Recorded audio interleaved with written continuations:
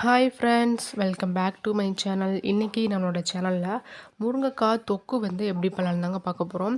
இந்த முருங்கைக்காய் தொக்கு பார்த்திங்கன்னா நல்லா சூடான சாதத்துக்கு நீ பசங்க சாப்பிடும்போது ரொம்ப சூப்பராக இருக்கும், ரொம்ப டேஸ்டியாக இருக்கும். நம்ம வீடியோக்குள்ளே போயிடலாம். நான் வந்துட்டு ஸ்டவ் ஆன் பண்ணி ஒரு கடாய் வச்சுருக்கேன். கடாய் ஹீட் ஆனதுக்கப்புறமா ஒரு 2 டேபிள் ஸ்பூன் அளவுக்கு வந்து எண்ணெய் சேர்த்துக்கோங்க. எண்ணெய் வந்து ஹீட் ஆனதுக்கப்புறமா கடுகு போட்டிருக்கேன். கடுகு வந்து கொஞ்சம் நல்லா பொரிஞ்சு வரட்டும். இந்த டைமில் பார்த்திங்கன்னா ஒரு பெரிய வெங்காயத்தை வந்து நல்லா சின்ன சின்னதாக கட் பண்ணி வச்சுருக்கேன். நான் அதை சேர்த்துக்கிறேன்.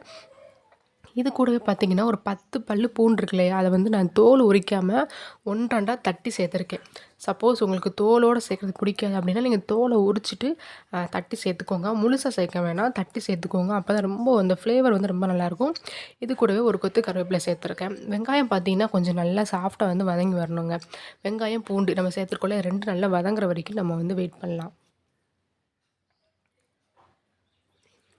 இப்போ பாருங்கள், வெங்காயம் பூண்டு நல்லா வதங்கி வந்திருக்கு. இந்த டைமில் ஒரு 2 தக்காளி வந்து சேர்த்துக்கிறேன். தக்காளி வந்து கொஞ்சம் நம்ம எக்ஸ்ட்ராவே சேர்த்துக்கலாம். எதுக்காக அப்படின்னா நம்ம இதில் புளி இதெல்லாம் ஊற்ற போகிறதில்ல. ஜஸ்ட் இந்த தக்காளியோட அந்த புளிப்பு தன்மை மட்டும் தான் அந்த கிரேவிக்கு. இதுக்கு புளி வந்து ஊற்றக்கூடாது. ஸோ தக்காளி மட்டும் நல்ல ஒரு பெரிய தக்காளி 2 தக்காளி சேர்த்துக்கோங்க. இப்போது தக்காளி வந்து நல்லா வதங்கியிருக்குங்க. போதும், இந்த அளவுக்கு வந்து வதங்கி வந்தால் போதும். ரொம்ப வந்து மையாக வதங்கணும்னு கிடையாது. இது கூடயே பார்த்திங்கன்னா இப்போ நம்ம முருங்கைக்காய் கட் பண்ணி வச்சுருக்கேன், அதை சேர்த்துக்கலாம். முருங்கைக்காவை சேர்த்துட்டு ஒரே ஒரு செகண்ட் மட்டும் அந்த எண்ணெயிலேயே வந்து நல்லா வந்து வதக்கிக்கோங்க. அப்படி இல்லைனா ஒரு மாதிரி பச்சை வாசனை அடிக்கிற மாதிரி இருக்கும். ஸோ எண்ணெயில் லைட்டாக அந்த மாதிரி நம்ம வதக்கிட்டோம் அப்படின்னா அதோட பச்சை வாசனை வந்து போயிடும். ஜஸ்ட்டு ஒரே ஒரு செகண்ட் மட்டும் வதக்கினா கூட போதும். இப்போ வந்து நம்ம மசாலாலாம் வந்து ஆட் பண்ணிக்கலாம். நான் வந்து ஒரு 2 டீஸ்பூனுக்கு வந்து மல்லித்தூள் வந்து சேர்த்துக்கிறேன். இது வந்து வீட்டில் அரைச்ச மல்லித்தூள். உங்கள்கிட்ட இல்லைனா நீங்கள் கடையில் கூட பாக்கெட்டில் கிடைக்கும் இல்லையா, அந்த மல்லித்தூள் கூட வாங்கி யூஸ் பண்ணிக்கலாம். ஒரு 2 டீஸ்பூனுக்கு வந்து சேர்த்துக்கோங்க.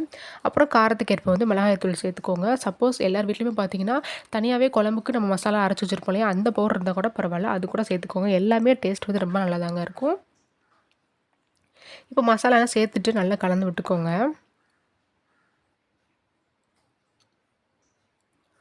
இப்போ வந்து நம்ம முருங்கைக்காய் வேகிற அளவுக்கு தண்ணி வந்து சேர்த்துக்கலாம். ரொம்ப தண்ணி சேர்க்க வேண்டாம். நம்ம ஒரு மாதிரி கொஞ்சம் நல்லா தொக்கா பண்ணுறதுனால அந்த முருங்கைக்காய்லாம் மூழ்கிற அளவுக்கு தண்ணி சேர்த்தா போதும்.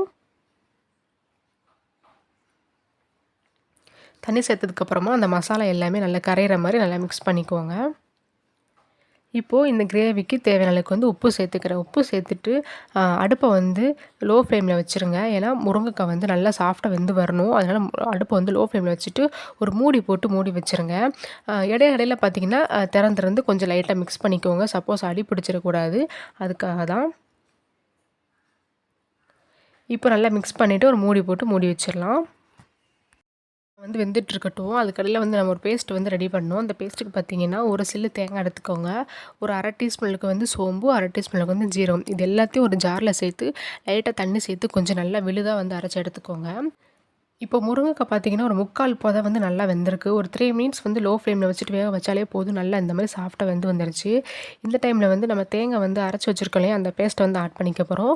முருங்கைக்காய் வந்து 3/4 பதம் வெந்த உடனே நீங்கள் தேங்காய் வந்து ஆட் பண்ணிக்கோங்க.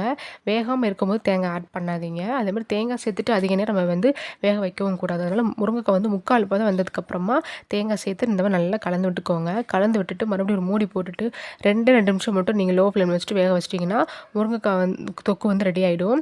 முருங்கைக்காய் வந்து உடஞ்சிடக்கூடாது. ரொம்ப வந்து வேக வச்சிடாதீங்க. 1-2 உடஞ்சிட்டு அது நல்லாவே இருக்காது. எடுத்து சாப்பிட்ற மாதிரி இருக்கணும். அதனால் நீங்கள் வந்து அப்பப்போ இடையில வந்து செக் பண்ணிக்கோங்க. இப்போ நான் மூடி போட்டு மூடி வச்சுறேன். ஒரு 2 நிமிஷம் இருக்கட்டும். இப்போ வந்து 2 நிமிஷம் ஆயிடுச்சுங்க. நான் அடுப்பை ஆஃப் பண்ணிவிட்டு ஒரே ஒரு ஸ்பூன் நல்லெண்ணெய் மட்டும் ஃபைனலாக சேர்த்துருக்கேன். சேர்த்துட்டு மூடி போட்டு மூடி வச்சாச்சு.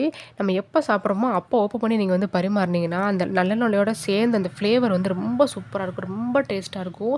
நீங்கள் சாம்பார் சாதம், ரசம் சாதம் இந்த மாதிரிலாம் சாப்பிடும்போது ரொம்ப ரொம்ப சூப்பராக இருக்கும். நீங்களும் இந்த மெத்தட்லேருந்து ட்ரை பண்ணி பாருங்கள்.